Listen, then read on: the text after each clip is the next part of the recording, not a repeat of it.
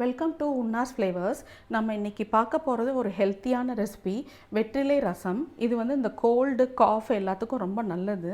இதுக்கு என்னென்ன வேணும்னா 3 வெத்தலை எடுத்திருக்கேன், 1 டீஸ்பூன் மிளகு, 1 டீஸ்பூன் ஜீரகம், 2 வரமிளகா, 2 பல்லு பூண்டு, 1 டீஸ்பூன் தனியா எடுத்திருக்கேன். அதுக்கப்புறம் ஒரு சின்ன தக்காளி 1, தேவையான அளவு உப்பு 1 டீஸ்பூன் எடுத்திருக்கேன். ஒரு சின்ன நெல்லிக்காய் அளவுக்கு புளியை கரைச்சி வச்சுருக்கேன். அப்புறம் கொஞ்சம் பருப்பு தண்ணி, சும்மா 1 டீஸ்பூன் 2 டீஸ்பூன் பருப்பு தண்ணி. தாளிக்கிறதுக்கு வந்து ஒரு 1/2 டீஸ்பூன் கடுகு, 1/2 டீஸ்பூன் உளுத்தம்பருப்பு, கொஞ்சம் பெருங்காயம், 1/4 டீஸ்பூன் பெருங்காயம், கொஞ்சம் கருவேப்பிலை. இப்போ இது என்ன பண்ண போகிறோம்னா, மிக்சியில் வந்து மிளகு, ஜீரகம், மிளகா, தனியா இதை முதல்ல மிக்சியில் குறன்னு அரைச்சிக்குங்க. அதோடையே நீங்கள் அந்த பூண்டு, தக்காளி அதையும் போட்டு அரைச்சிக்கிட்டுடலாம். அதுக்கப்புறம் வெத்தலையும் கிள்ளி போட்டு அதையும் ஒரு சுற்றிக்கிட்டுடலாம். சுற்றிட்டு இந்த புளித்தண்ணியில் அதை கரைச்சிக்கிட்டு உப்பையும் போட்டு கரைச்சிட்டு கடாயில் ஒரு எண்ணெய், ஒரு டீஸ்பூன் எண்ணெய் ஊற்றி கடுகு, உளுந்தம்பருப்பு, பெருங்காயம், கருவேப்பிலை தாளிச்சிட்டு இந்த அரைச்சதையும் போட்டு உப்பையும் போட்டு கொஞ்சம் கொதிக்க விடணும். ரொம்ப கொதிக்கணுங்கிறது கிடையாது. இது ரொம்ப டேஸ்டியாகவும் இருக்கும், ஹெல்த்துக்கும் ரொம்ப நல்லது.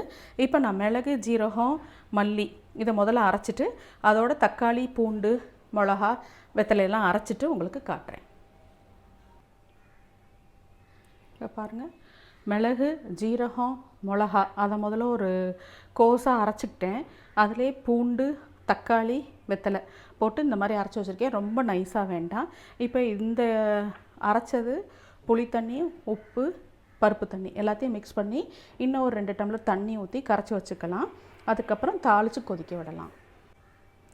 எல்லாத்தையும் ஒன்றா கரைச்சி வச்சுருக்கேன். இப்போ நம்ம எண்ணெய் ஊற்றி 1 டீஸ்பூன் எண்ணெய் ஊற்றி கடுகு, உளுந்தம்பருப்பு, பெருங்காயம், கருவேப்பிலை தாளித்து இந்த அரைச்சதை லேசாக கொதிக்க விட போகிறோம். காட்டுறேன். இப்போ ஒரு பேனில் 1 டீஸ்பூன் கடலெண்ணெய் தான் ஊற்றிருக்கேன். அது ஹீட் ஆனோடனே இந்த கடுகு, உளுத்தம்பருப்பு, பெருங்காயம் இதை போட்டுருங்க. கருவேப்பிலையும் போட்டுடலாம்.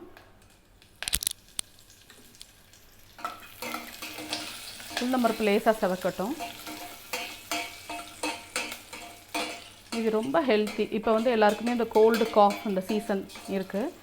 ஸோ வெத்தலை எந்தெந்த ஃபார்ம், நான் ஏற்கனவே வெத்தலை தோசை போட்டிருக்கேன், அதை போட்டு சாப்பிட்லாம், கஷாயம் போடலாம், இந்த மாதிரி வெத்தலை ரசம் வைக்கலாம். இதோட ஒரு பருப்பு துவையல் வச்சாலும் நல்லாயிருக்கும். சூடாக சாதத்தில் போட்டு சாப்பிட்றதுக்கு ரொம்ப டேஸ்டியாக இருக்கும். இப்போ எல்லார் வீட்லேயுமே வெத்தலை இருக்குது. உளுந்தம்பருப்பு செவந்துருச்சு. இப்போ இதில் நான் அந்த ரசத்தை ஊற்றுறேன்.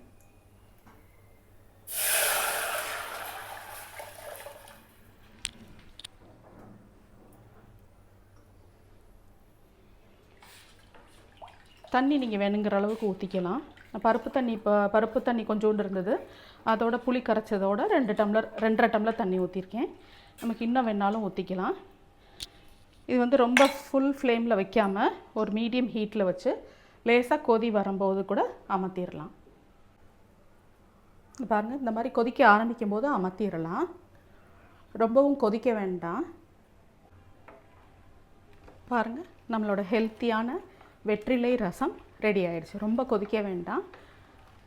இது ரொம்ப நல்லாயிருக்கும், டேஸ்டியாகவும் இருக்கும், ஒரு டிஃப்ரெண்ட்டாக இருக்கும், ஹெல்த்துக்கும் ரொம்ப நல்லது. எல்லாருமே இதை ட்ரை பண்ணி பார்த்துட்டு உங்கள் ஃபீட்பேக்கை சொல்லுங்கள். அடுத்த ஃப்ரைடே இன்னொரு ரெசிபியோடு நான் உங்களை சந்திக்கிறேன். தேங்க்யூ.